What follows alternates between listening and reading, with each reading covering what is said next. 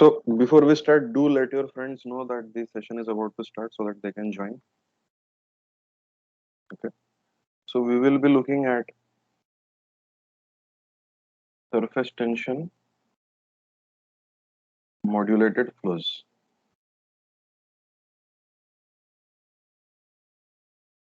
And what is surface tension? It is something which dominates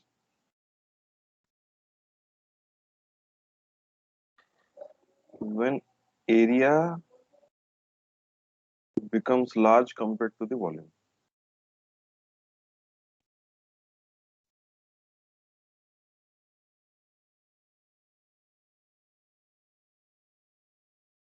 Okay, so when does area become large compared to volume? So let us look at the ratio of area to volume, and area goes as L squared. So if we have a cube of length L and volume goes as L cubed.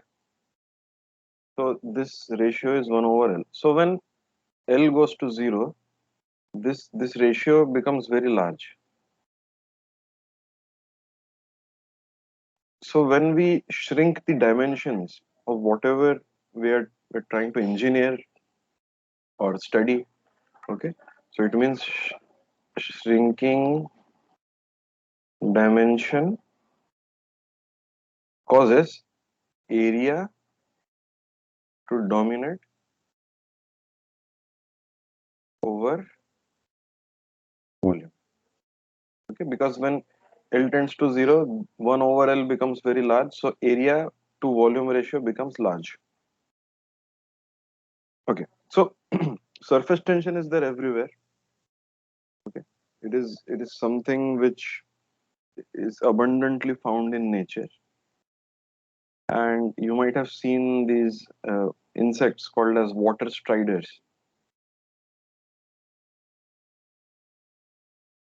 If you go to a pond in the rainy season, you will have these small insects with ridiculously long legs.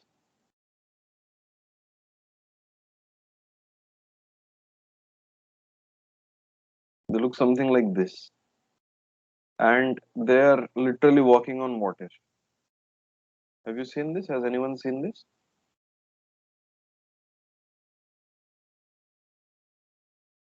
Yes, sir. So basically what happens is they are exploiting the fact that there is surface tension at the surface of the water, rather at the interface between the air water interface, due to which they are able to not sink.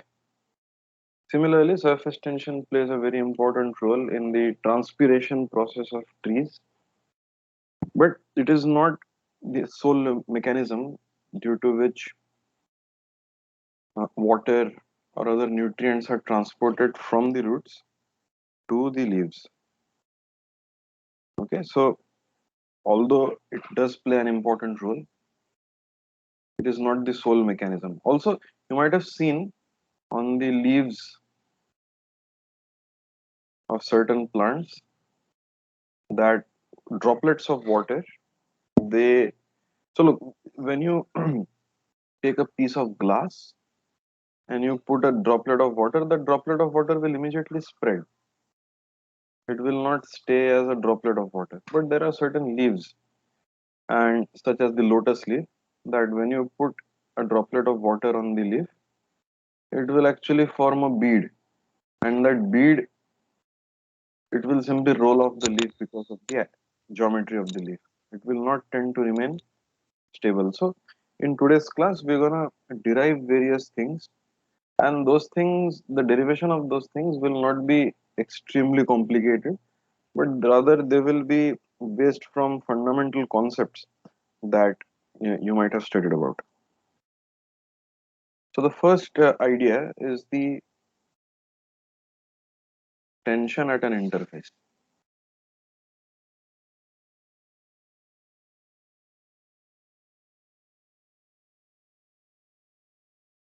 So can you give me an example of an interface which can be in tension?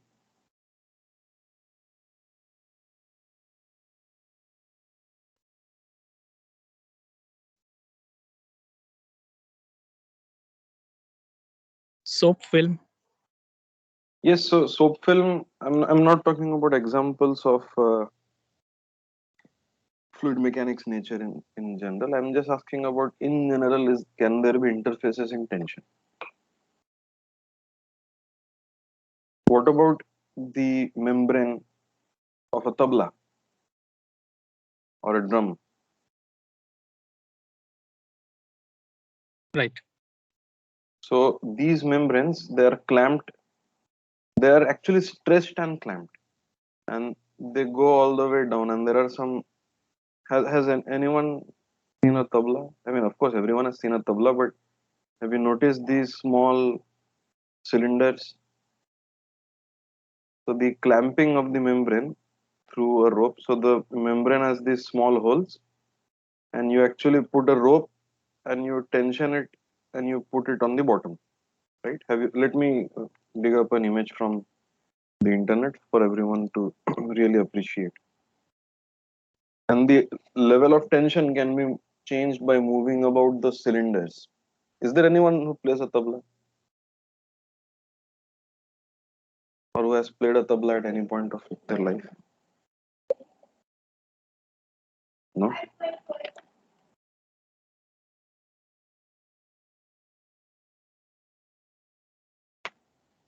Just a moment.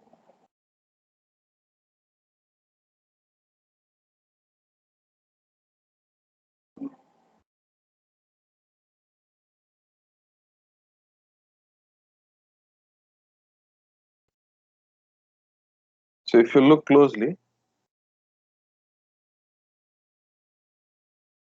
this particular interface, this particular membrane is actually stretched by means of these, I would say, ropes, and they are given tension with the help of these cylinders.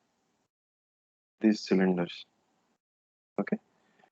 So this surface is under tension, meaning if you want to change the shape of the membrane, you have to do a certain amount of work. You cannot simply expect it to change shape without you having to do something. Okay. So if we look at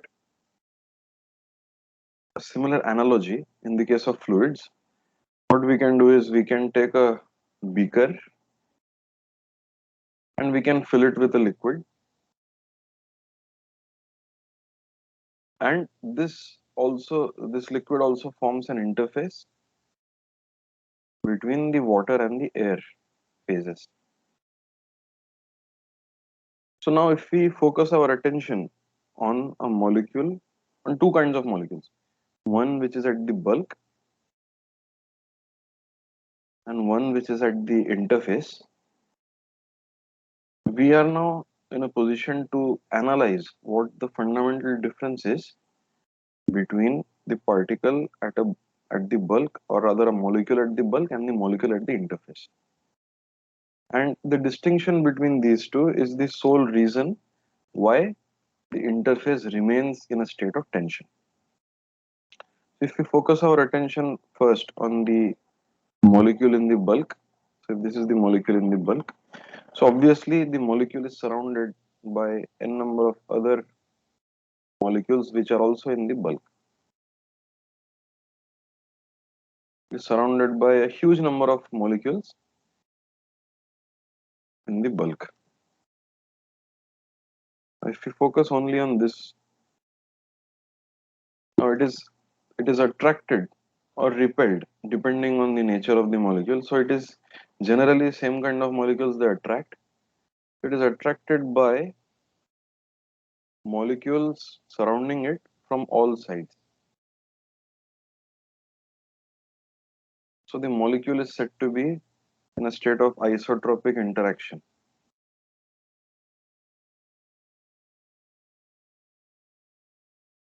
We have already seen the meaning of the word isotropic. Iso meaning equal, and tropic meaning direction. So because it is in a state of isotropic attraction, it experiences a net zero force. And so the molecule will not spontaneously have any macroscopic motion in certain direction. But that does not forbid the molecule to have thermal vibrations, because each and every entity, each and every atom which is at non-zero temperature, by non-zero temperature I mean which is not at 0 Kelvin, will have thermal vibrations. But that will not manifest itself in the form of a directed motion. So it will, for our study, it will experience a net zero force. However, let us now look at the molecule at the interface. Now, this is the molecule at the interface, and it is surrounded by a large number of molecules on the liquid side. But in reality, it is also surrounded by molecules on the other side. But these molecules are air molecules. We're calling it air molecules, but air is 78% nitrogen. So when I say air, it is actually mostly nitrogen, 20% oxygen, and the rest is rest. Now, if we focus our attention on this particular molecule in particular, what will happen is this will get attracted by the water molecule. So if I draw the attraction by longer arrows, it will be attracted over these distances or in this direction. But what about the contribution from air? So from your intuition, which interaction will be stronger? The interaction between the molecule and the same molecule itself, meaning the water molecule and water molecule, or will there be a stronger interaction between water molecule and air? What does your intuition tell?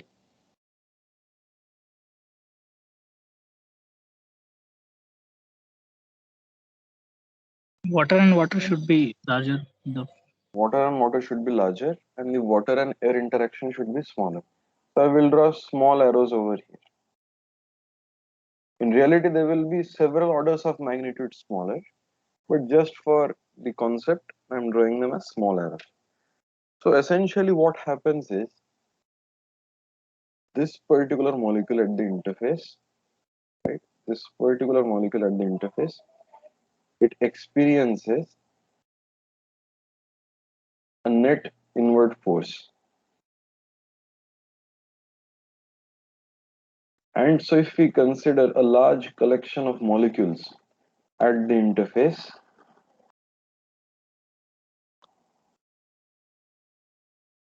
they're all experiencing a net inward force.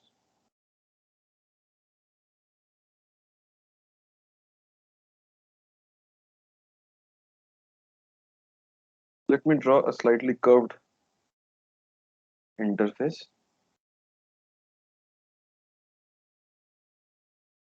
They will also have a net inward force towards a certain common center. Okay, it means that this interface, so if the forces are acting like this, what happens to this interface? What happens to the interface?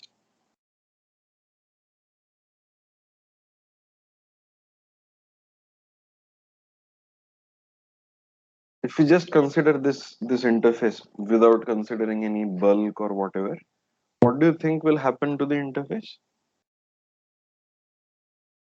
The interface will try to curve further, and it will try to form a perfect sphere, right?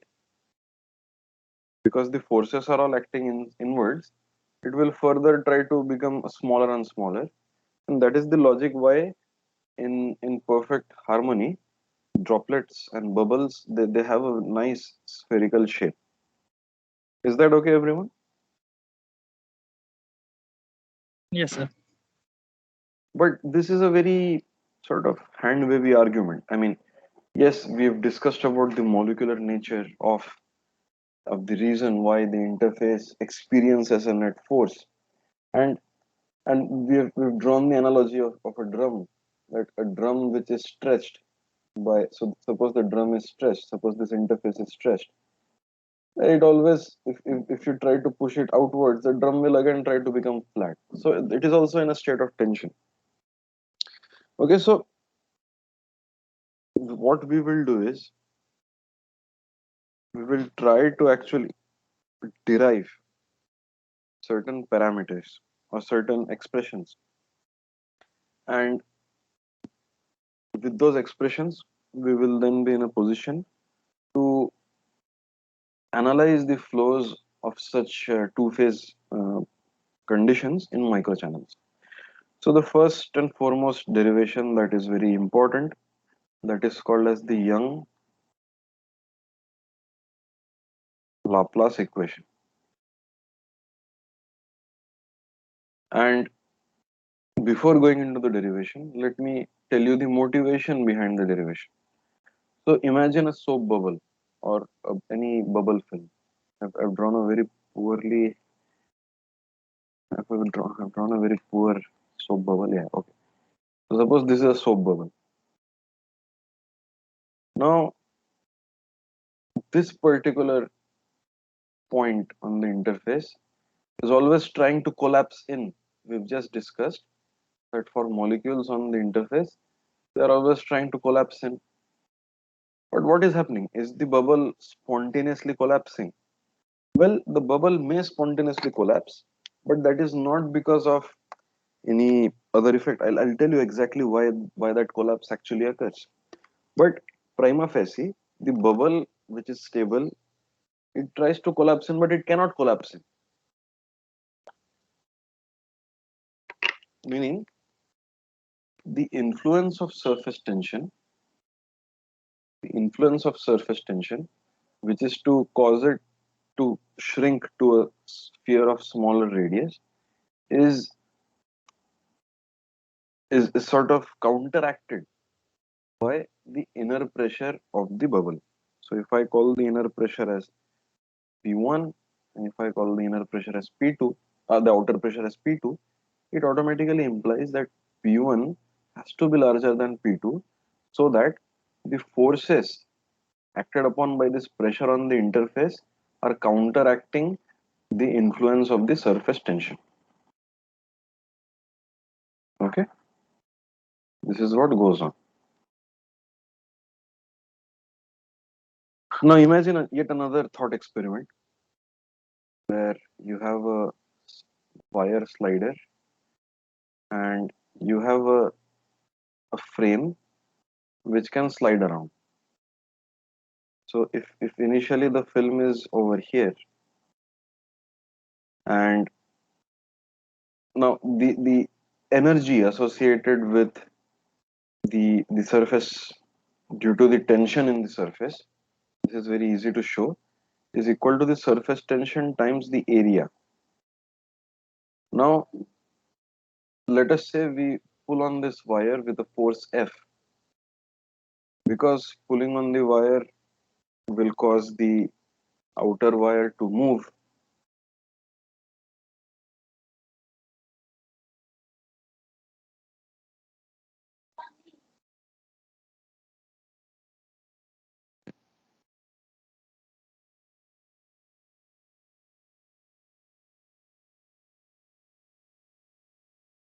So now the wire has moved to a new location. So initially let this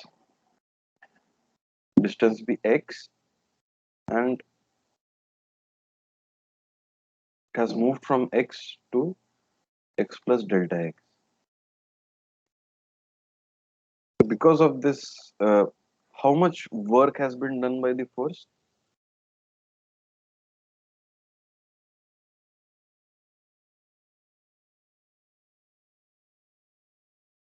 So if we have any force F, the work done by the force F is actually equal to the force vector dot the dl, and this is going to be the work done. And if you want to find the total work done, we must integrate it over the total length. And what does this dot product imply?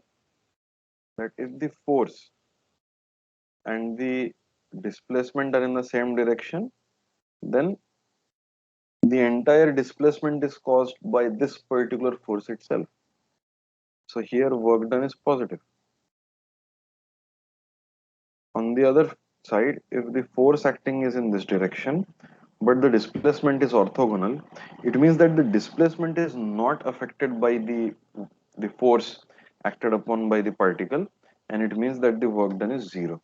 And hence this dot product is able to account for this particular fact. So in this particular case, how much amount of work is done by the force F? This displacement is equal to delta x.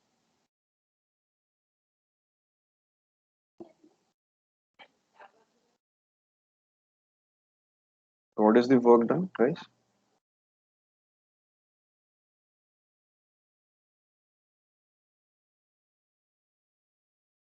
So the work done will be equal to F delta x, right? The work done will be equal to F delta x.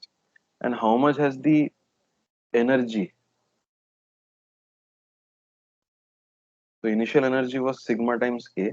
So what is area in this case? It will be equal to sigma times the length of this times x times the transverse length, which is say L, sigma times L. And now what is the, so this is the initial energy. What is the final energy? Is going to be sigma times the final area. So the final area will be sigma times x plus delta x times L. So this much amount of work done will be equal to the change in energy of the membrane. So this will be sigma times L times x plus delta x minus sigma times L times x. And so this will be sigma L. So this x and this x, they will cancel out. So this will be delta x. And this will be equal to force times delta x. So essentially what it implies that if we cancel delta x from both sides, that sigma is equal to the force per unit length. So the surface tension is equivalent to the force acting perpendicular to a unit length.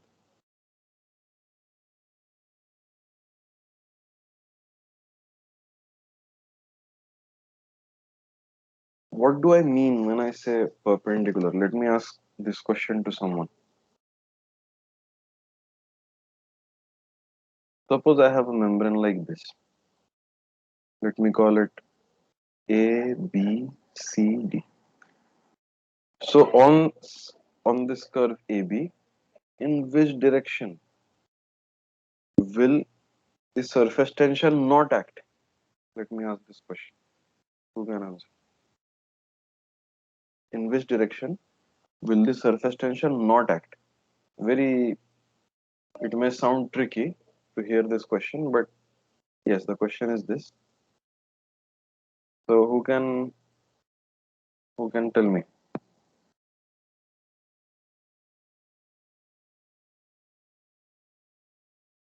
I've just said that it has the surface tension, the force due to surface tension must act perpendicular to the length. So if that is the case, in which direction will the surface tension not act on this curve, on curve AB? There's only one answer to Tangential. it. Will be the tangential direction. Very good. That is correct. So surface tension cannot act in this direction. It can act if required on the perpendicular directions. Okay. Very good. So these are the preliminary concepts. All right. So now this particular derivation that we have done, we have made use of the fact that the energy of an interface is equal to the surface tension, the coefficient of surface tension times the area. So now this was, and what we did was we sort of stretched, we have essentially stretched the film in given direction. And so now we would like to make that as the primary idea behind finding out what is the pressure. And so before deriving it, let us quickly look at what the concept should be. So back in the day when calculus and all these things were not very advanced, all the derivations which people did were primarily motivated by geometry. So what is going on? The pressure is pushing on this interface. Now the idea is, if the pressure, suppose the inside pressure, so the idea is, suppose inside pressure pushes the interface like this. But when can this interface push? The interface can only push when the surface tension is being overcome. So the work done by the pressure, okay, what happens is the work done by pressure will be equal to the increase in area, increase in energy of the surface, just like what we have done prior to this. So now we will take a small cross section of this, and it need not be in fact spherical as well. We will take a first surface like this. Well, let me draw it slightly more curved.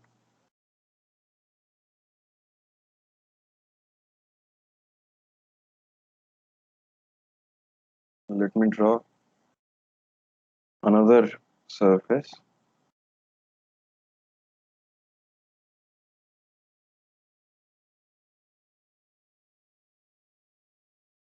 Now in differential geometry, or in Euclidean geometry, each and every surface in space is actually quantified by two radii of curvature. And it's quite simple to realize what this radius of curvature is. Here, this surface has two radiuses like this. So the first radius of curvature will be somewhere here, while the second radius of curvature will be somewhere over here. In fact, this is true for any surface. Uh, the surface that you sit on, the saddle, they call it the saddle of a horse, right? So you sit on, let me just take an image of a saddle from the internet, just to show you its radius of curvature. Hmm.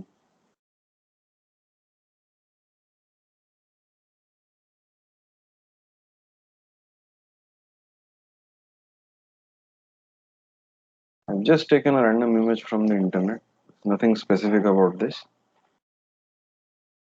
And so if you look at this saddle only, like, forget about these parts, not needed. This is where you will sit on the horse. So this is one circle which you can fit. So the radius of curvature is somewhere over here. But at the same time, there is yet another surface. This. Pardon me.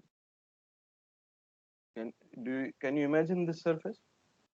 It has both this surface and this surface. It's like your uh, motorcycle seat as well. Okay, so the other surface of the other center of curvature is actually inside. Okay, there are two centers of curvature, mind you. So every surface can be declared as having two centers of curvatures, and sometimes they can also merge. So let me ask you, where is the center of curvature of a flat plane? Where is the center of curvature of a flat plane?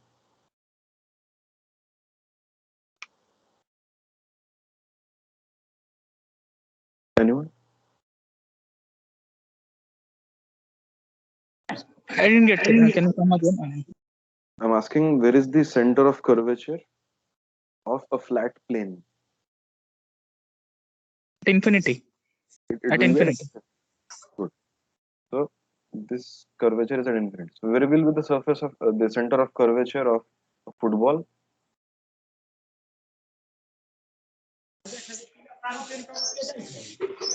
At the center, midpoint. At the center. Now where will be the center of curvature of a rugby ball? Rugby ball is something like this, right? It will be Rugby ball. outside the object. Somewhere outside. No, no, no, no, no. It will be inside the object. Oh, is it? Because see, let me show you a rugby ball. Rugby ball.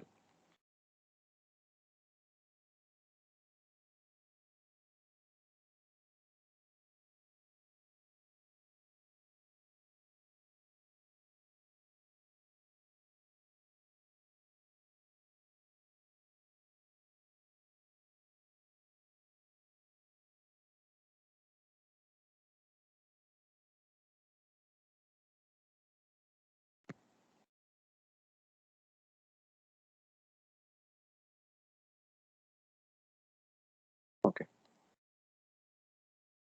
So now this rugby ball has two curvatures. One. So let us first draw the center line. So first we have this surface whose radius of curvature is somewhere. The first radius of curvature will be, yeah, I think what you mentioned is correct.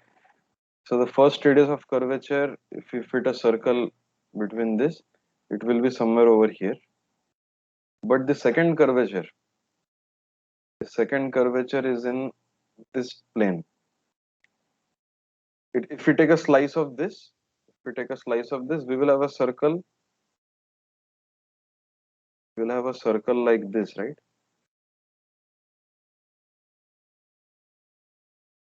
If you take a slice, there will be a circle in the plane that we are viewing. So that center of curvature will lie on the center line. So for this circle, for example, it will lie over here. So there is an entire line on which one set of curvatures will lie, locus of all centers of curvatures, and for these outer surfaces, they will lie on the outside. So for where will be the center of curvature for this lower surface, Ravi? Opposite side outside. It will be somewhere over here. Good. All right. So for each problem, we will have two centers of curvatures. Let me just quickly show you the outline of the derivation, but it will be sufficient for us to just work with the result. So each surface has two radius. This is suppose R1, this is suppose R2, okay? And let this particular um, length, this particular length and this particular length,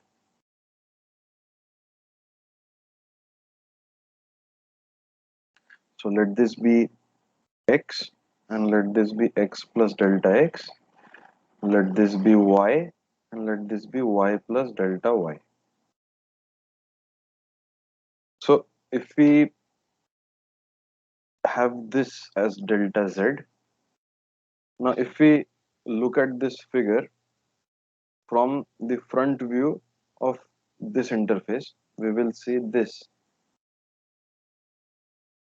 We'll see x plus delta x, we'll see x, and we will see a center and this will be R.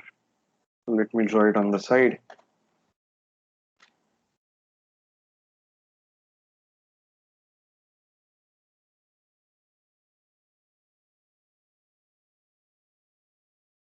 All right. So this will be R1 and this will be R1 plus delta Z, right? So we can write R1 over X is equal to R1 plus delta Z over X plus delta X. And this is true solely through geometry.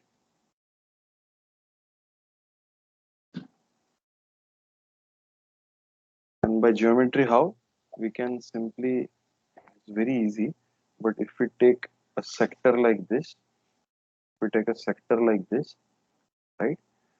The angle subtended by both the sectors is the same. So this sector and this sector are created by the same angle. So if this length, we can write any length. Suppose this length is S. So S will be equal to R times theta. So theta will be equal to S over R. Now, if we write this expression for this lower surface and for this upper surface, for the lower surface, when we write theta, it will be equal to R1 over X, or rather X over R1. I've just written 1 over theta equal to R over S. Because the angles are equal, so R1 over X will be also equal to R1 plus delta Z over X plus delta X. Is this clear to everyone, this particular idea? Yes, sir. Only Ravi is answering. What about the others? Monica Srivastav, Neha Mishra, she's on hold. Preeti, Pradnya, Rupa, Sanatan, Ghulam Mustafa, Abhishek Ghosh. Is this okay to everyone? Or is it becoming too complicated?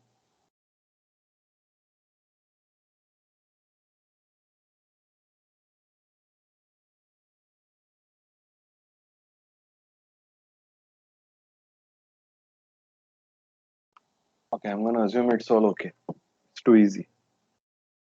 So therefore we can write R1 is equal to, what can we do? R1, we have to,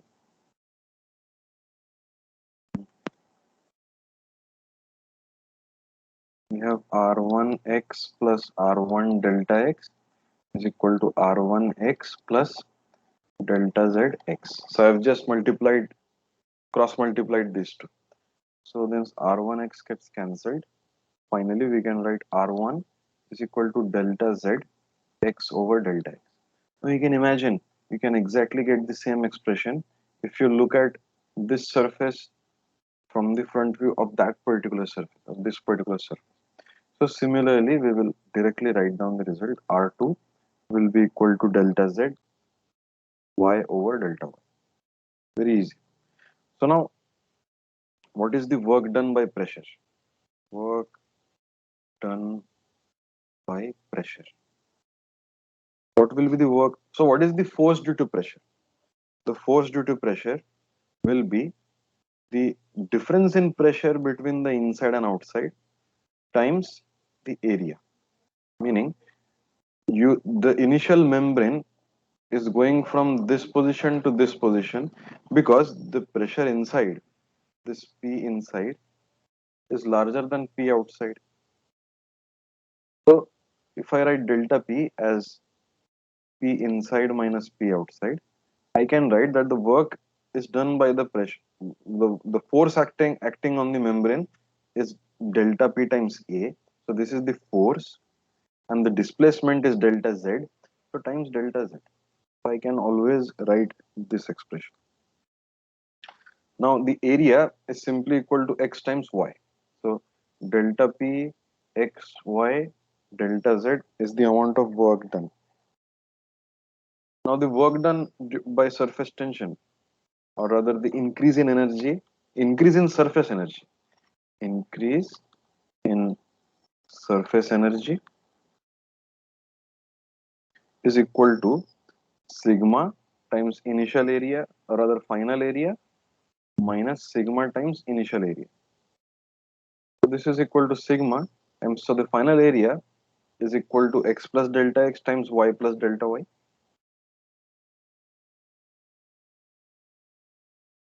And the initial area is x times y. So therefore we can write this as sigma times xy plus y delta x plus x delta y plus delta x delta y minus xy. And this becomes equal to sigma times y delta x plus x delta y plus delta x delta y. Now if we imagine that this entire displacement is very small, right? So by small I mean, suppose this distance I said is 50 micrometer, but the increase is maybe 1 micrometer. So this is x, this is delta x. Similarly, y can also be 50 micron and delta y can also be 1 micron. So x delta x is of the order of micrometer square, tens of micrometer square, but delta x delta y is of the order of 1 micrometer square. So delta x delta y order of magnitude is orders of magnitude smaller than delta x delta y. So because x and y are both small, delta x delta y will be negligible compared to x delta y and y delta x. So finally we have the expression sigma y delta x plus x delta y. Now the increase in surface energy is exactly equal to the work done by pressure. And therefore we can equate expressions 1 and expressions 2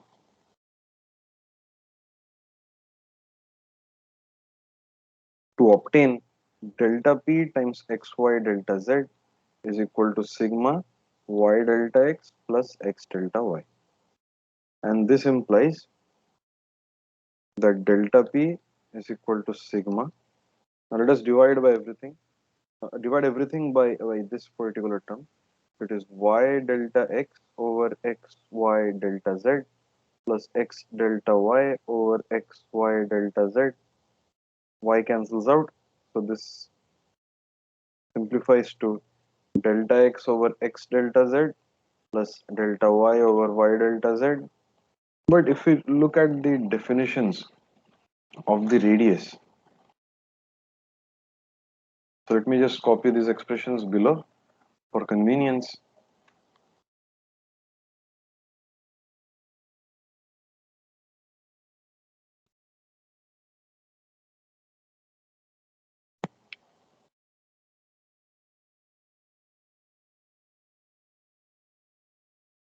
So this we can write this as, so look, 1 over r1 is delta x over delta z times x. I've just taken inverse of this. So this becomes 1 over r1 plus 1 over r2. This expression is known as the Young-Laplace equation.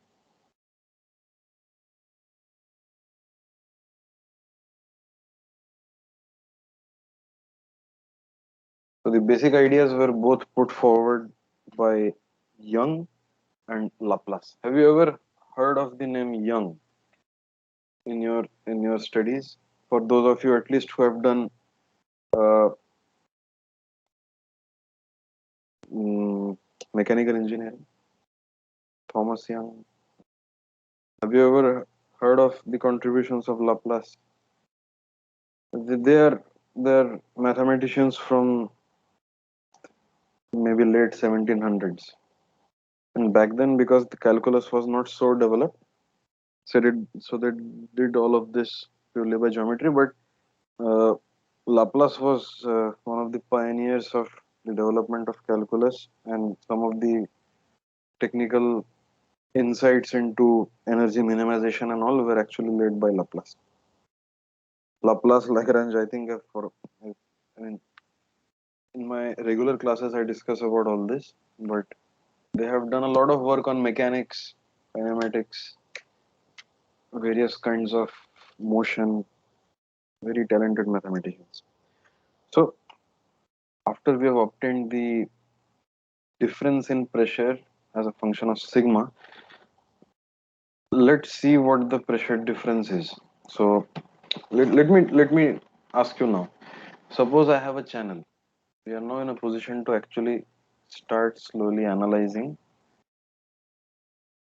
Suppose we have a channel, right? Now in this channel, suppose this is an infinitely long channel. This is an infinitely long channel into the width. It's basically two plates. It's basically two plates. Now in this channel, suppose I have a liquid which has a curvature like this.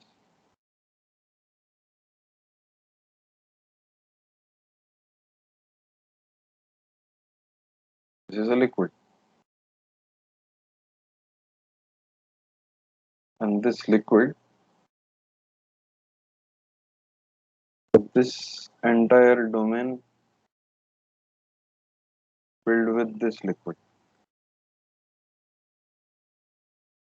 So from the side view, this side view will be simply something like this.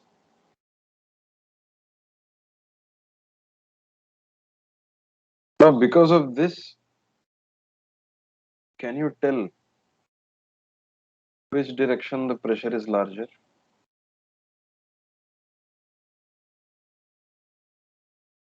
If the interface is static, in which direction is the pressure larger?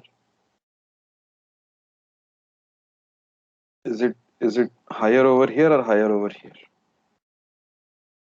Right side. Right side. It is larger on the right side. Otherwise, the interface would not bend like this. It's like you imagine a rubber membrane, and if you want to make this rubber membrane like this, you must have a higher pressure on the right hand side. Okay.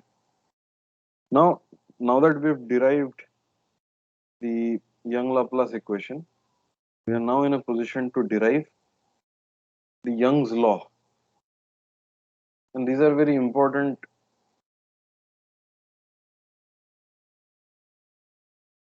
ideas because only then we can proceed to analyze the microchannels. So let us consider the spreading of a droplet. If we have a solid surface and a liquid drop, we have solid, we have liquid, we have a vapor or gas. Now, by the same molecular arguments, the solid liquid forces acting,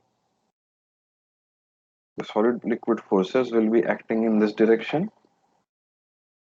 The solid vapor forces will be acting in this direction, while the liquid gas forces will be acting tangential to this. So each of these interfaces we will call as sigma Lg, or let me call this as vapor. I think it is better to call it as a vapor.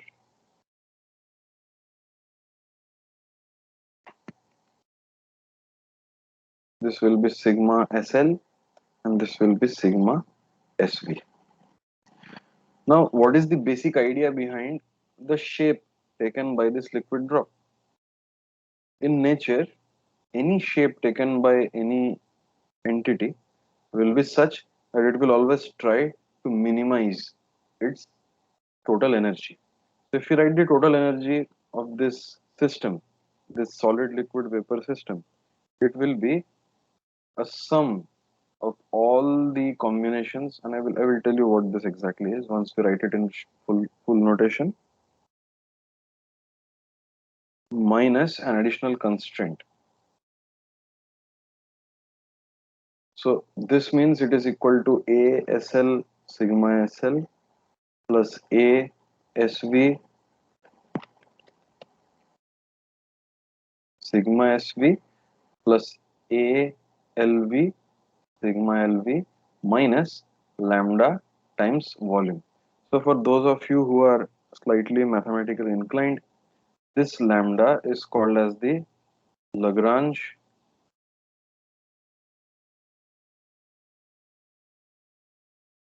multiplier. And this particular expression has come into being because it is a constraint on the entire system. What is the constraint on this entire system? That whatever may be the shape of the drop, the total volume of the drop has to be the same. It cannot be different. Okay. So that is what we mean by the constraint. Now, if this angle, which is also known as the contact angle, is theta, we can write down the various interfacial areas between the different phases. So if this is sigma, if this radius is r, okay. So what is the base radius? What is the radius of the base? It's gonna be, let me just draw it neatly over here.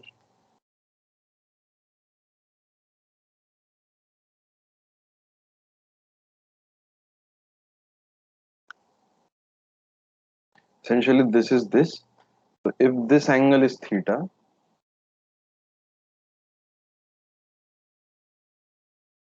the radius,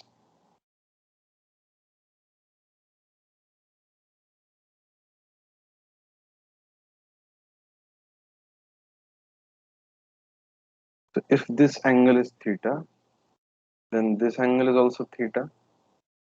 And if this is r, what is the radius of the base? What is the radius of the base? Radius of base is this distance. So what is this distance in terms of r? Or sine theta. R sine theta. Very good. So the base radius will be r sine theta. So what is the area in contact with the solid and liquid? Pi r square sine square theta, right? Now, what about the area between the liquid and the vapor? It is the uh, surface area between this and this. So what is the surface area held by a sector 2 theta?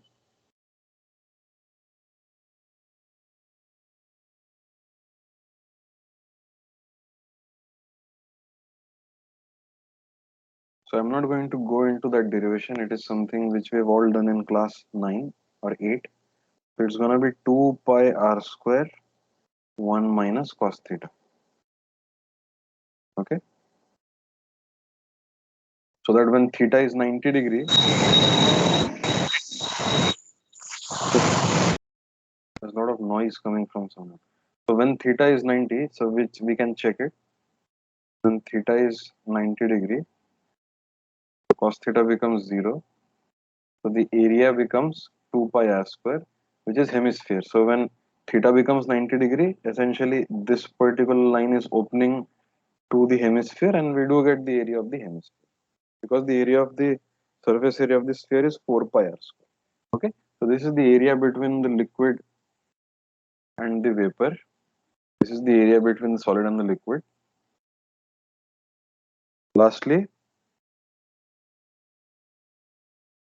yeah, so in solid and vapor, we don't really consider because the solid can go to infinity. So, well, actually, let us proceed to the derivation. It should not matter all that much. So, the energy is going to be this this three terms minus lambda times. All right. So let us the area between the solid and the vapor is actually, I mean, there's a different idea to this, but it can actually be imagined that this liquid is non-existent. So how much will the solid interact with the vapor in the absence of the exact footprint of the liquid? This must also be taken to be the same as the uh, solid liquid interface, but with a negative sign, because it's almost like you are removing this. You're removing this liquid and exposing this area to vapor. So the energy will be negative of this. I mean, I'm writing down area as negative, but we must imagine, we must understand that when we substitute it in the expression for the energy, we must substitute with the negative sign. So, all right. So we have sigma SL pi r square sine square theta minus sigma SV pi r square sine square theta plus 2 pi r square 1 minus cos theta sigma LV minus lambda. So now this volume is going to be the volume occupied by this entity. So what is the volume occupied by that entity? And that derivation is a bit of a, it does take a bit of time, but those of you who are interested in the mathematics, you can easily find that the volume, when this angle is theta, it's going to be pi r cubed 2/3 minus 3/4 cos theta plus cos 3 theta over 12. And this is a very easy way to do it. In fact, you can check this also. If you put theta equal to pi by 2, you should get a volume of 2/3 pi r cubed. Pardon me. So when theta equal to pi by 2, this term vanishes, because cos pi by 2 and cos 3 pi by 2 are 0. And you simply get the volume of a hemisphere, that is 2/3 pi r cubed. Okay. So minus lambda times this expression. So let me just copy this expression.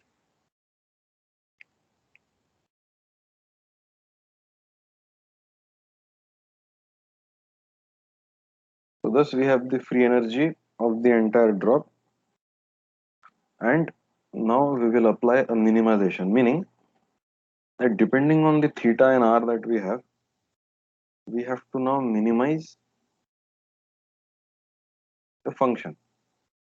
So what do we mean by when we minimize a function? That the energy, the slope of the energy has to be first of all 0 with respect to both the parameters.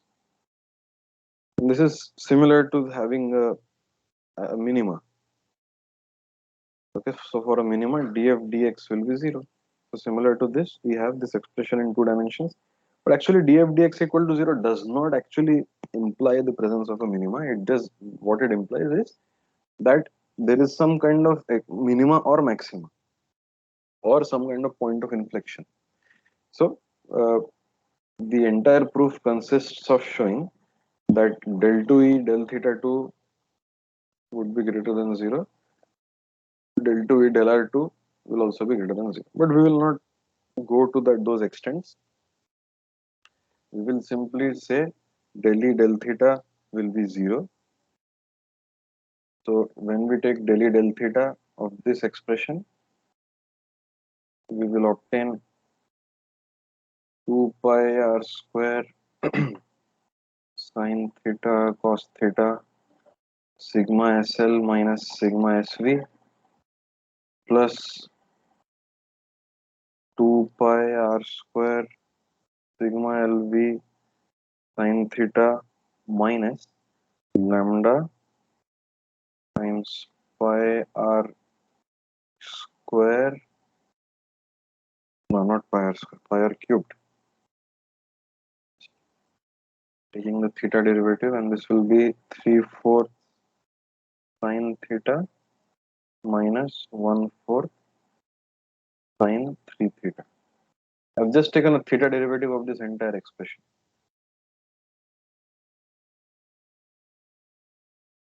This is all I have done.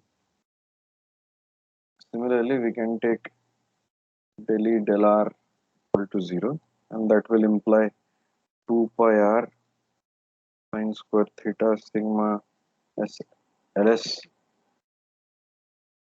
minus sigma sv plus sigma lv times 4 pi r 1 minus cos theta minus lambda 3 pi r square times 2/3 minus 3/4 cos theta plus cos 3 theta over 12.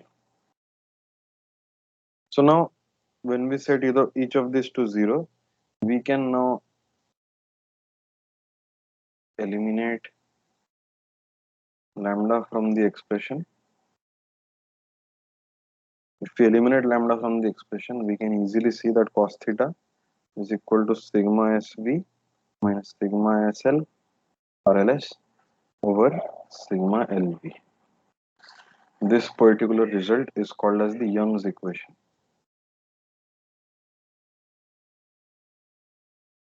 And this tells you that the contact angle, okay, so this theta is actually the contact, so cos of contact angle.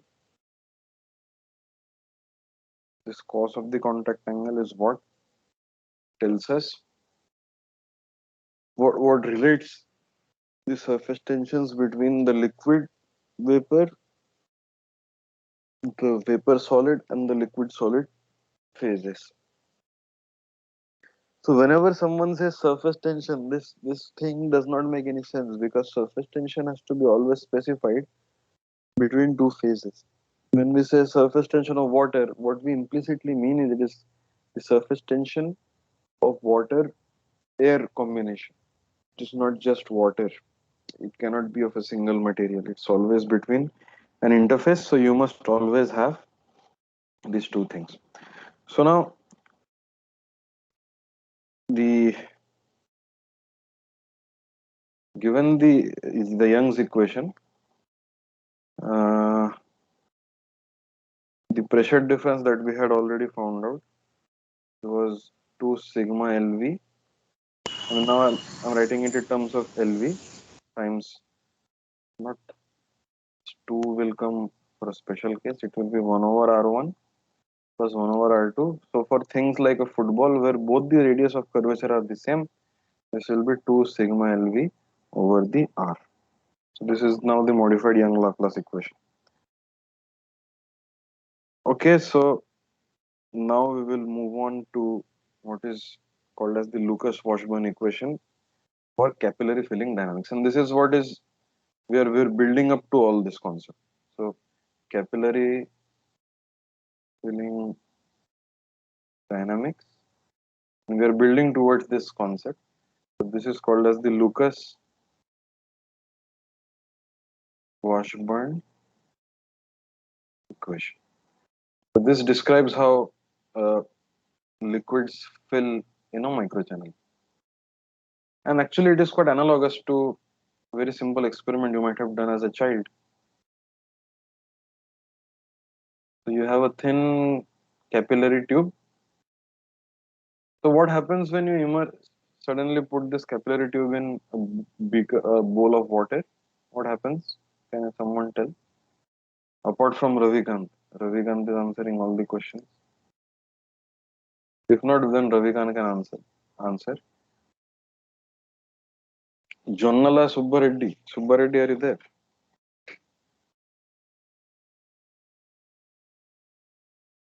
Rupali, Preeti, Neha, anyone? What happens when you dip this capillary into a beaker? Okay, Ravikant, you only there. So it will tend to rise because of the surface tension. It will Yeah, pull up. so it will pull up. But so what we always observe is it achieves some equilibrium height, right? We always say that yes, this liquid has gone into the tube and it has settled at some equilibrium height. That's what we always observe, right? There's some height.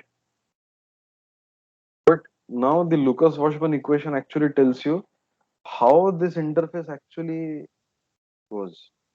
Meaning at initial time there is no liquid. If I draw the capillary like this, at initial time the liquid is always at the bottom. Then it will accelerate. But can it keep accelerating? No, it has to decelerate also. So it will decelerate and finally reach the height of equilibrium, which is called as the Jurin height. So this particular height is called as the Jurin height. Okay.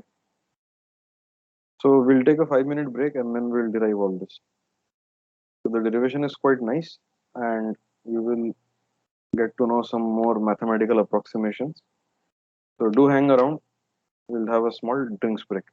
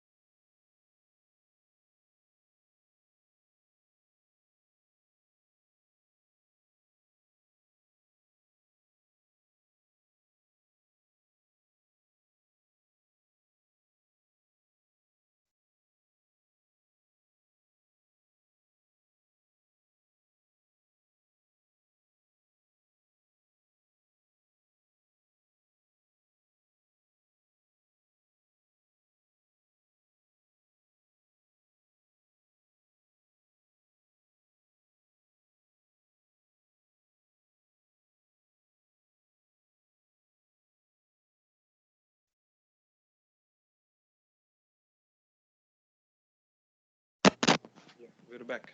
So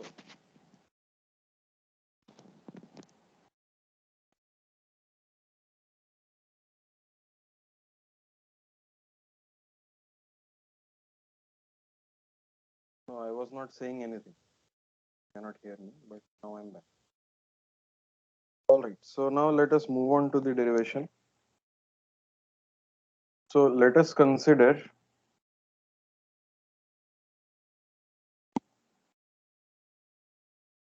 Is the recording still on?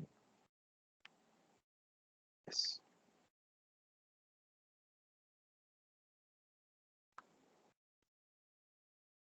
Let us consider a capillary tube, and in this capillary tube, you have a meniscus. Okay. So let the diameter of the capillary tube be r. Let the radius be equal to r. This radius is r.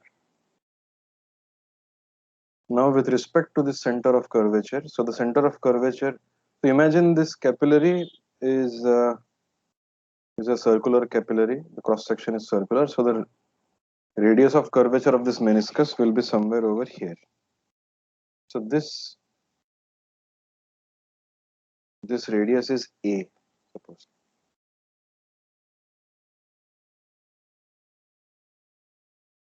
and the contact angle is equal to theta. So I can make this construction.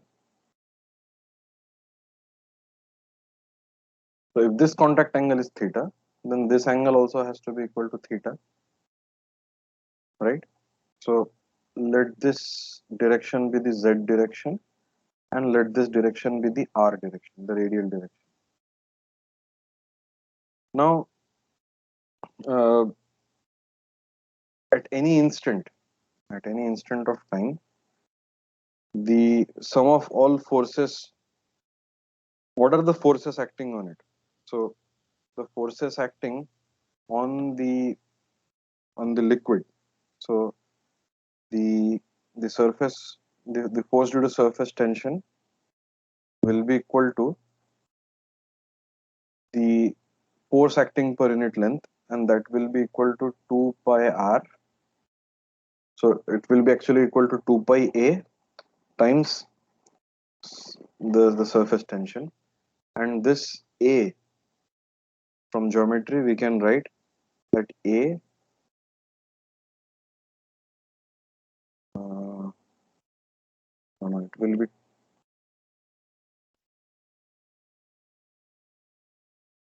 be equal to the wetted perimeter, that will be 2 pi r. So if we look at the isometric view, this meniscus is actually something like this.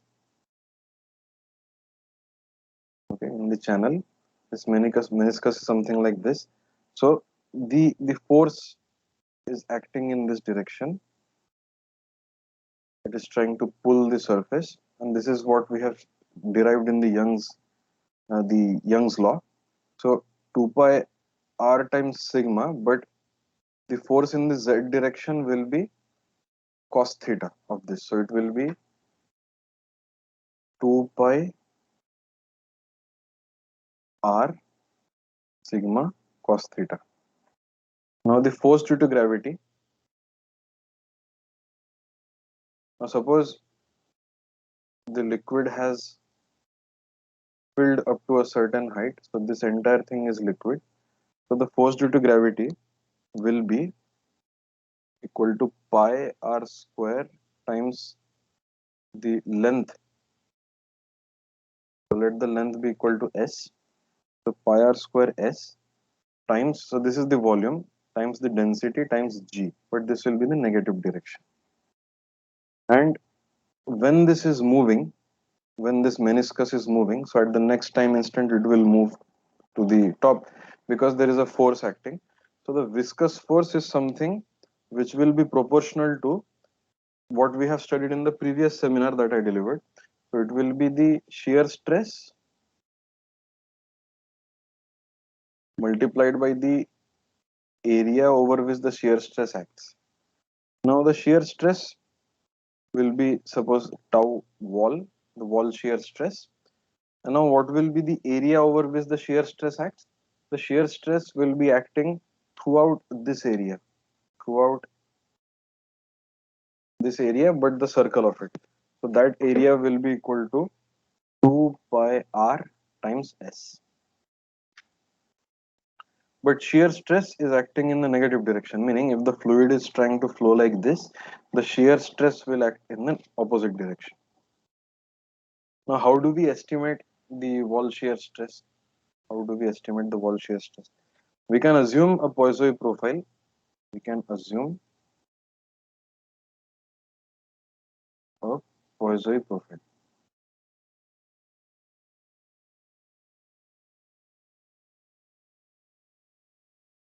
And this channel, I'm calling it a channel. It can be capillary, but this can be very small. I mean, capillary tubes do have a very small radius. They can be 100 micron, 50 micron. They can be anything. It all depends on how you manufacture the glass capillaries. But glass capillaries are usually created by extrusion process. So they can be very, very small. So if we assume a Poisson profile, we can have a profile which is actually U over U average is equal to twice 1 minus r square over capital R square. And we can check the different parameters. So we can check that at r equal to capital R, that is when we are at the surface of the capillary, the velocity becomes equal to 0. And so what kind of condition is this called? We have studied this in the previous seminar. This condition is called as the no slip boundary condition.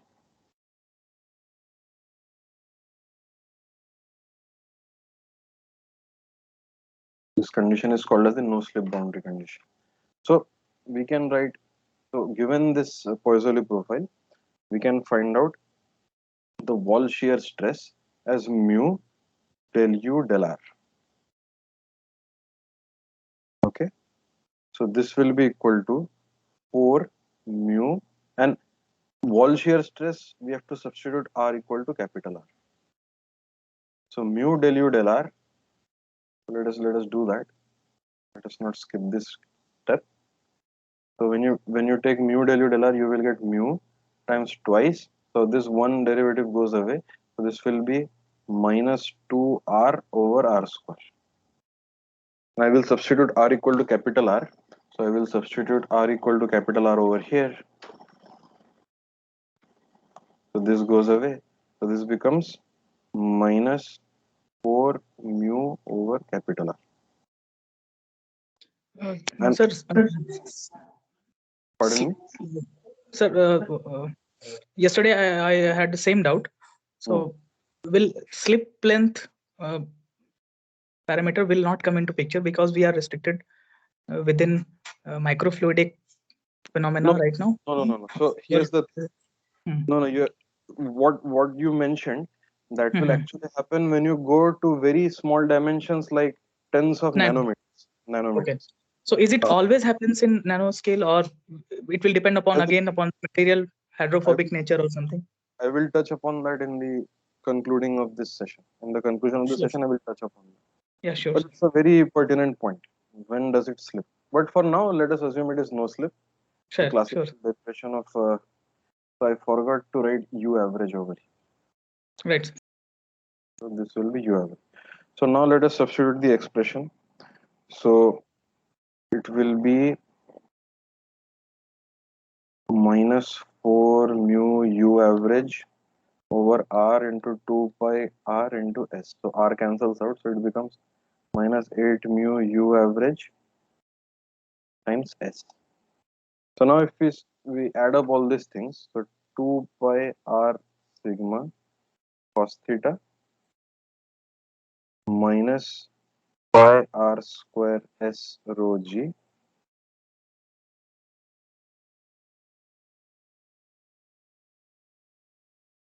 is rather minus 8. Oh, I missed a pi.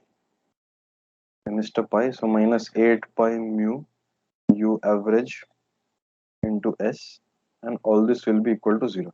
So let us again write down what this is. So it is the force due to the surface tension,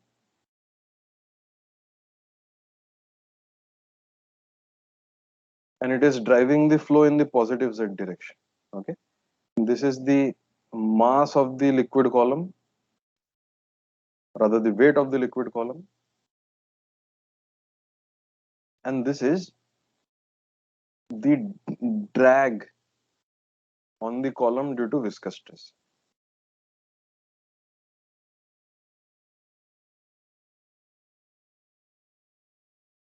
So when we sort of add these three together, we will obtain 8 pi mu s.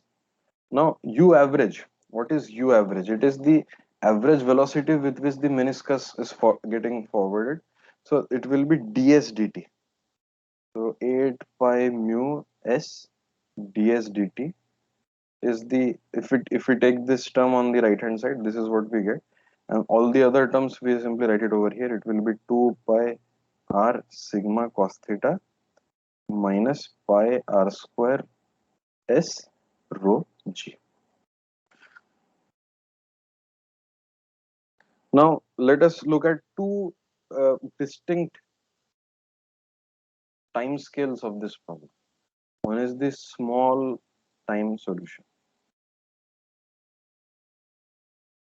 So at small times, when the capillary is just put in the beaker of liquid, what happens is the meniscus does not have enough height so that the mass of the liquid is significant.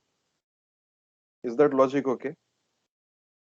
When the meniscus is only till this height, for example, it does not have enough volume so that it can contribute significantly to the weight, to the gravity term. It is only when it fills to heights very high, then the the column of liquid that has been pulled up so far will start playing a role in the dynamics of the system. So at small times, the mass or the weight does not contribute to the dynamics.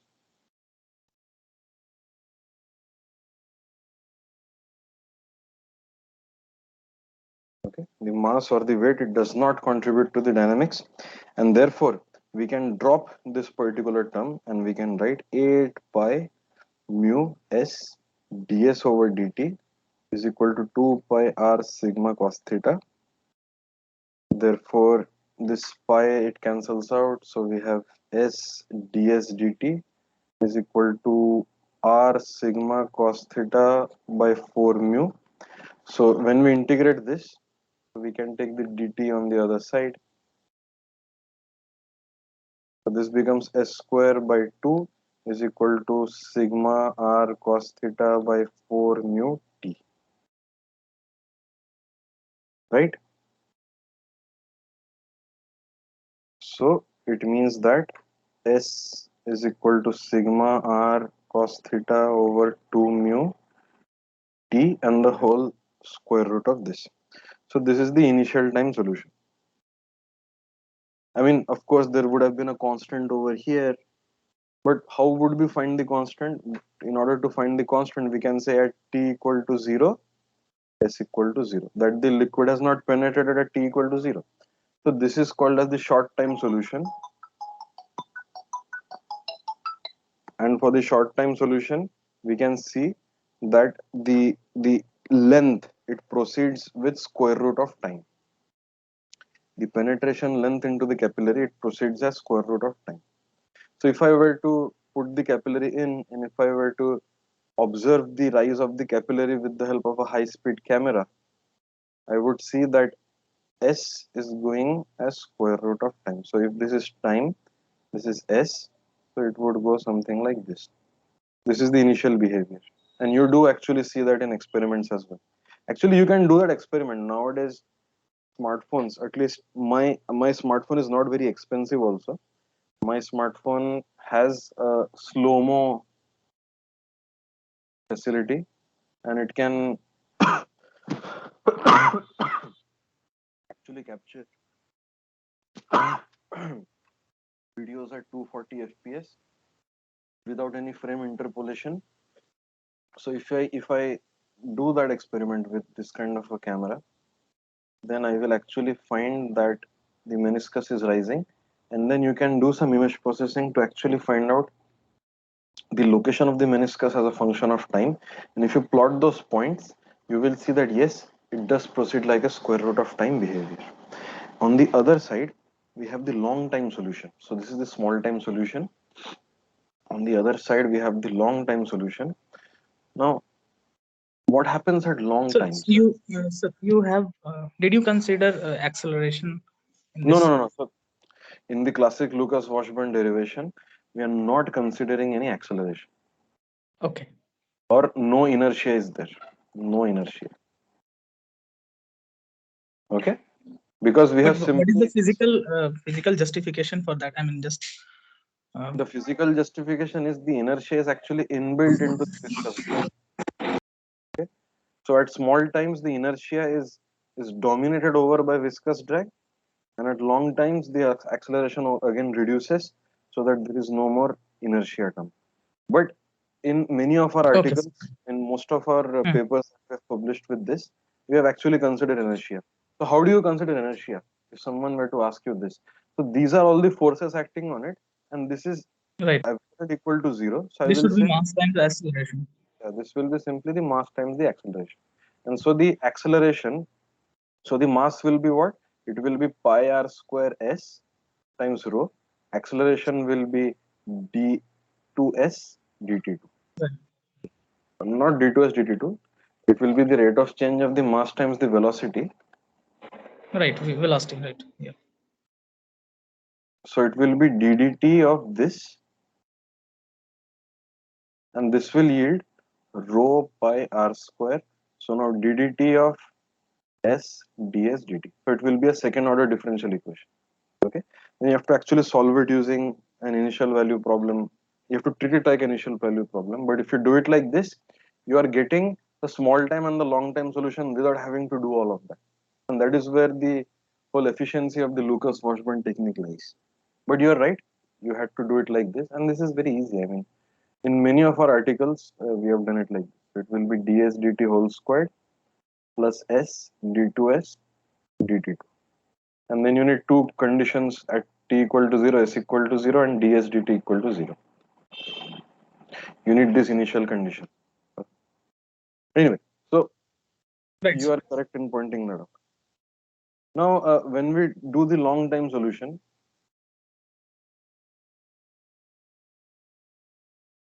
we can say that the the solution at long time will be the solution around this static height. So if I call this h, if I call this as the static height,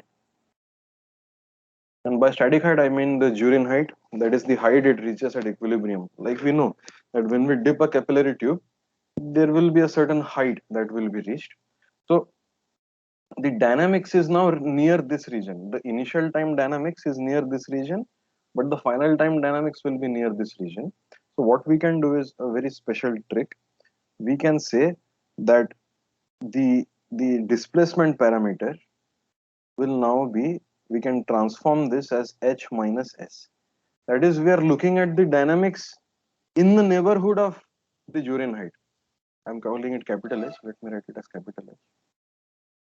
I'm looking at the dynamics near the static height. Okay, this is a very common thing people do in kinematics all the time. So with this, we can write 8 pi mu. Now S will be H minus S. ds dt will be minus ds dt. This will be equal to pi r square mm, h rho g.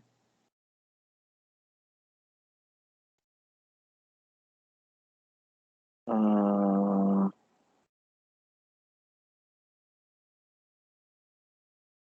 yeah, in fact, so at the long time, what is happening is the effect of the surface tension towards driving the flow will be negligible. So when the flow is going towards the equilibrium height, we can neglect this particular term. So it will be simply minus pi r square rho g h minus s.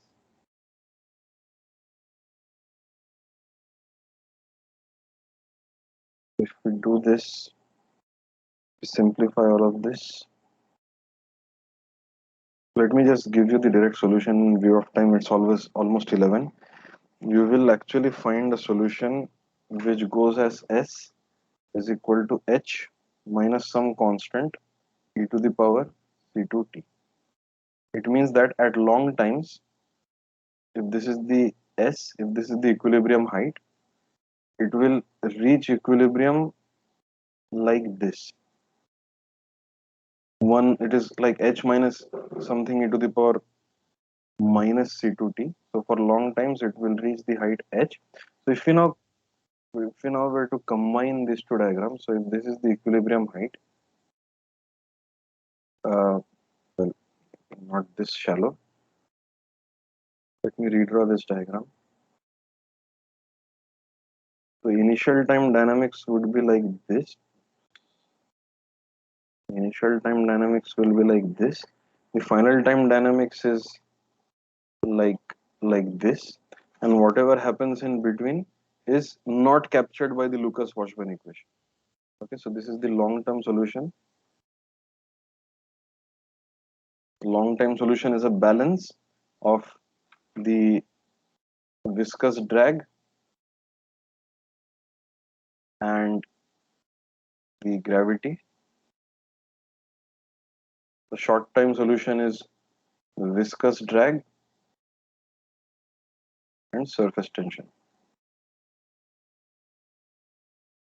Okay, so the intermediate solution, in order to find that out, you actually have to do all this, but we're not going to do it. It's almost 11. So before wrapping up, I want to just address one question which Ravikant had asked. What about the boundary condition that we can apply, whether it depends on the type of the surface? So for typical flat surfaces, and when you have flows of continuum fluids, meaning of liquids, you can most of the times assume to be no slip boundary condition. But for patterned surfaces, for patterned surfaces, for surfaces which have small patterns, what happens is, if I zoom into this, it is something like this. So there can be a thermodynamic condition where these pockets are all covered by vapor. So the flow is actually happening no slip over here, but because there's a vapor pocket, there will be liquid which is going on top of the vapor pocket, and effectively, when the liquid goes over a vapor pocket, it does not have to satisfy the no slip boundary condition. Okay, so essentially you end up with a structure. If I take this as one period of the pattern, you have a small region where no slip takes place, and a large region where slip takes place. Because when gas is there, the liquid will actually slip. And so when you have such dynamics over patterned substances, so let me show you how they actually look like. Let me show you how they look like.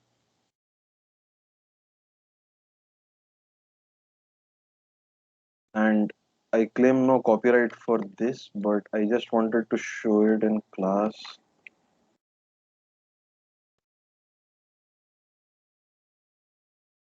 So this is how the lotus leaf pattern surface looks like.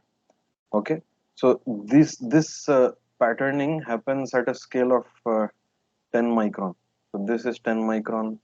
So if you can observe, if I look at sort of one structure to another, if this is the unit length, no slip has to be true over this length, but it can slip over this length. So macroscopically, when I look at the surface at this large scale, I am of course not able to look at what is going on the micro scale. So for me, it will look like the flow is actually having a kind of slip boundary condition. But when I truly go into the microscopic image, I will be able to see that yes, no slip and slip both are existing. but on the micro scale, on the macro scale rather, they will always appear to have some kind of slip boundary condition. So if you can pattern your capillary wall with such kinds of patterns, so suppose this capillary is 100 micrometer in diameter, and you can see that these features, they are over uh, they are over tens of microns. So compared to this 100 micrometer, these features will be still very small, 10 times small. So when you look at the capillary filling dynamics, so suppose you're looking at the dynamics over 2 centimeters, you will never be able to see the true roughness. So you will also feel that everything is slipping on top of each other. Is that okay? Does this discussion make sense? Yes, yes, sir. All right, good. So great. We've started from scratch. We've considered the molecular nature of why the interface is in tension. We've derived the Young Laplace equation. We have looked at what radius of curvatures mean. Uh, we have derived the Young's law for surface for the contact angle. Then we have quickly looked at the Lucas-Washburn equation for small time and long time solutions. That's quite a lot, if I may say. And I hope you will enjoy this exposure. In if in case you want to study more about all this, you already have a good basis in place. And uh, in case you are interested, I have made a video. I had made a video in which that is for teaching our undergraduate students at IIT. So for them, I had made a video on tensile structures, and many of the ideas are discussed over there, which include zero mean curvature and all these things. Well, it's no use of putting the link over here, but in that particular video, I had discussed all these catenoids and helicoids and all these concepts. So I will put the link somewhere in the chat. Let me do that. You can have a look at that. So one last question. So the idea of this surface energy, so Hmm. it's a bit new to me. So can you elaborate? Uh, So in physical sense. physical sense, see, what happens is, so let me share my entire screen. Then we can. I will show you why this surface energy thing comes into picture. Wait, stop sharing. Let me share my entire screen. So let me know if my screen is visible. Yeah. Yes, sir. So this is part of my own video that I had made. So these are all. This is a video on soap pins. So here I would like to draw your attention to this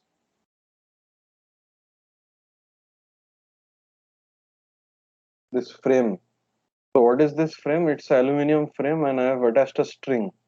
Okay, I have attached a string so that I can pull on the film. So there is a film over here. Okay, so when I pull on the film, you see that the string does pull, but the moment I leave the string, it goes back. It's almost like it's a elastic membrane.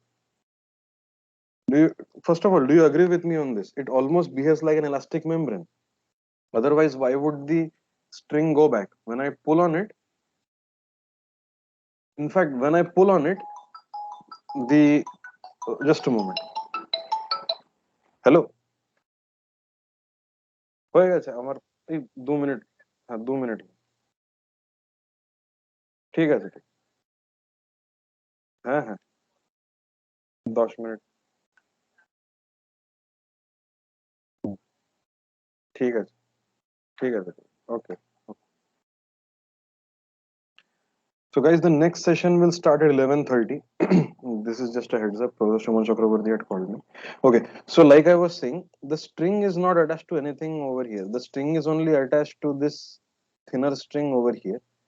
But despite that, this string, you see, they form nice curvatures like this. Are you seeing this? Are you able to see this? Yes, sir.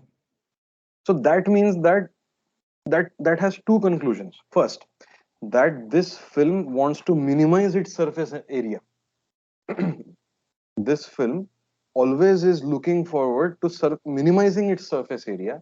And second, the moment I let go of the string, it goes back like a rubber band. It goes back. And these traits, so these two observations, are quite similar to when you stretch an elastic membrane. And therefore, you can model this phenomenon as if this area has a certain surface energy. If you model it as from the viewpoint of energy, you will be able to capture the physical effects of area minimization, which is tantamount to energy minimization, and elasticity. Does that So answer in your similar question? fashion, we can have volumetric energy also. I'm just asking. You do have bulk energy. In fact, Okay. see, Okay. there is not enough time or Okay. Fine. that scope to develop to discuss all that. But there is also a bulk energy. There is also a bulk energy, and that forms the basis of what is known as the Landau-Ginzburg free energy. And in the Landau-Ginzburg free energy, we use that technique to actually simulate fluids. So you are simulating the fluid, keeping in mind there's a bulk energy and there's a surface energy. And what you just mentioned, that is exactly the basis of it. If I am able to have that free energy, if I want to always minimize my energy, then the evolution of the numeric solution will always be energetically consistent and it will not lose its physical meaning. So that is precisely correct. That's a very good point. Great, sir. Let me just show you some more from my video. And you know that when you look at soap films from certain angles, you can see this iridescence. Have you seen this kind of iridescence? And this, in fact, this the collapse of this soap film, it actually looks like someone bursting a balloon. So that also collapses like an elastic membrane. Look, when you burst a balloon, that also looks the same. Okay, so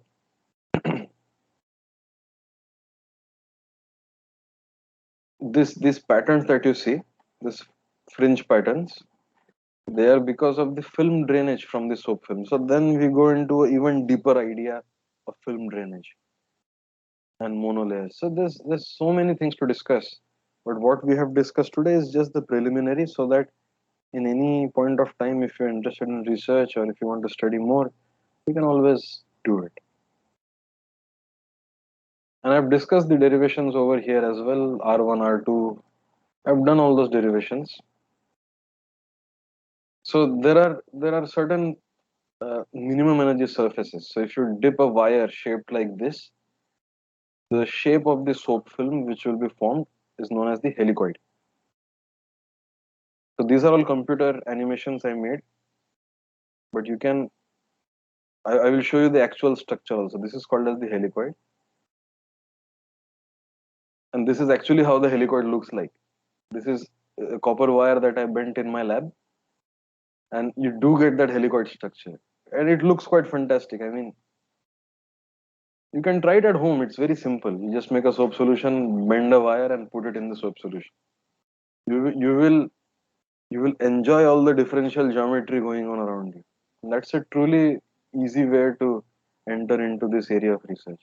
So the next minimum surface it's called as the catenoid, and I've shown all this. So catenoids, I've made a small experimental setup, and this is for the students to actually analyze the catenoid to do image processing. I've done all that also. So if you're interested, you can always have a look at this video. So this surface that is being formed is called as the catenoid. So what I do is I analyze it using variational calculus, and using variational calculus, you can find out the exact uh, sort of you can pinpoint the structure mathematically, and it does come out to be the same. I've discussed the mathematics. I mean, for those of you who are interested, you can look at the mathematics. If you're not interested, you can feel free to not do it. It's not mandatory. But the mathematics is quite easy and beautiful. And then I will discuss about the exact nature of plots. I plot it using MATLAB. Then I show the critical point, what the nature of the curve should be, I also discuss about the image processing aspects of it. And then I actually put on top of that critical curve the actual points that I have obtained with the help of experiments. So the bandwidth due to Microsoft Teams and YouTube, they're conflicting, it seems. Uh, Somewhere over here.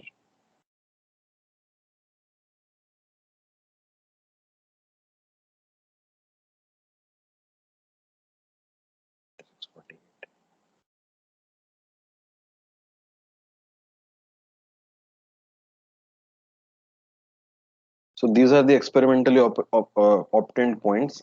So as a part of our experiments that we do in the class, the students have to also obtain this curve and to plot these points, and they have to show that yes, the experiment does match exactly with the theory. And these small errors are due to the image processing errors, nothing else. This is how the each of the points are analyzed from image processing. Anyway, I just wanted to show you this. Nature is beautiful. Um, Anything you see around you, everything. I mean, it's quite interesting to study everything. But yeah, I mean, sometimes you can, Right, sir. sometimes you can't. But you should always try to understand nature. You will feel happy. So anyway, I'm gonna stop recording now. The next class will start in 10 more minutes. Do hang around. The next class will be on blood diagnostics using microfluidics by Professor Shuman Chakraborty. And the session after that will be uh, around after lunch, maybe 2:30.